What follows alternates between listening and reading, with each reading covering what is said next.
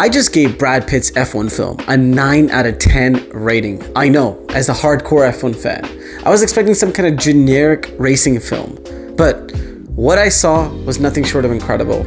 And if you're about to go buy a ticket for that film, you gotta see what I have to say next. Hey everyone, it's Harsh from Full Throttle, and if you're thinking about buying a ticket to the new F1 movie, you gotta see what I have to say about it. As a hardcore F1 fan with 7 years deep into the sport, I had no expectations going in, and I came out thoroughly impressed. And the things that I saw are things that I want to tell you about. So before you cash in that ticket, go ahead, take a look at this video. Don't worry, there won't be any spoilers. First, let me tell you what this movie is all about, but don't worry, there's no spoilers here. Brad Pitt plays Sonny Hayes, a veteran F1 driver who's been out of the sport and gets called back by his best friend, Ruben, and his former teammate, who's played by Javier Bardem. He joins fictional team Apex GP alongside rookie teammate Joshua Pierce, who's played by Damson Idris. The story follows their partnership as they try to compete against the established F1 powerhouses Ferrari, Mercedes, and Red Bull. Essentially, they're a bottom-of-the-pack team with a bad car, and they're relying on a huge upgrade at Silverstone, much like how McLaren had a massive upgrade in Silverstone 2023, which completely changed their fortunes. If Apex GP doesn't win a race by year's end, Ruben loses his team. Think of it as a classic comeback story with some old veteran versus dynamic new rookie mixed in, all wrapped up in modern F1. We got Joseph Krasinski on the wheel directing, we got Hans Zimmer for sound, and more importantly, we got full F1 cooperation, which means the movie had access to all the teams, personnel, and the tracks to add that realism.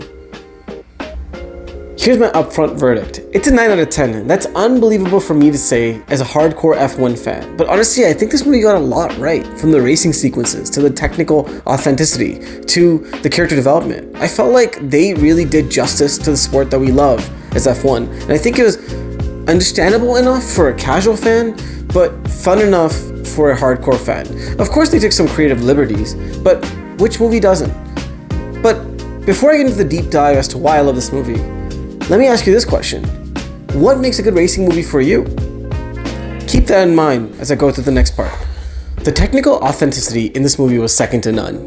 They digitally reintroduced the Apex GP cars into real F1 footage, and that added a sense of realism that just can't be matched. On top of that, they actually looked into the wind tunnel and to the pit stops, and they showed those with so much rigor, but so much approachableness that the casual fan could learn to appreciate this incredible science and technology behind F1 without getting bored. But it gave those scenes and those clips enough respect that the hardcore fan could come to appreciate that as well. I thought it was an incredible balance that they struck, and that is what I love about this film. This movie had some character development that actually worked. Brad Pitt's character, Sonny Hayes, didn't just fall into the trope of being a veteran who comes in and beats everyone from the get-go. He actually came in and made mistakes, got better, and became a better racer as the movie progressed. That scene in Las Vegas where he talked about his backstory really humanized the character. I feel like through the 3/4 mark of the movie, everyone was already rooting for him and wanted him to succeed.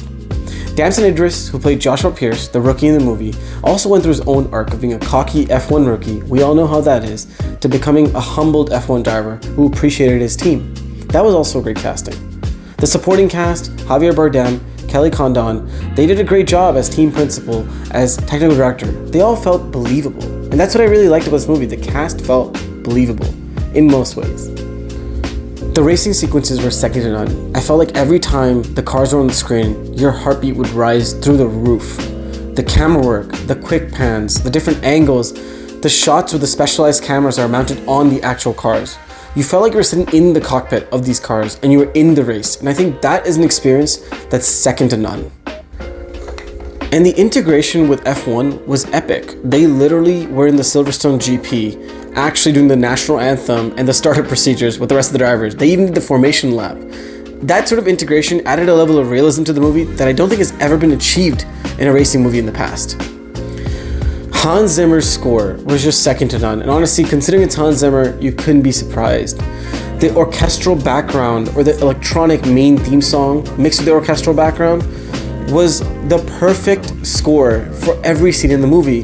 Whether you were racing down the straight in Monza, or whether you were looking at a crash, you felt like you were in the scene, and the emotions of the scene, whatever that might be, positive or negative, were just felt at a different level. And that's all due to the incredible score by Hans Zimmer.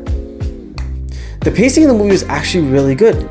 you were never just watching racing or just watching the story move along. It was always just a good balance of one or the other, and you never felt like you were leaving the other. So it felt like it catered to both types of fans, those who were there for the real racing and those who were there for the story.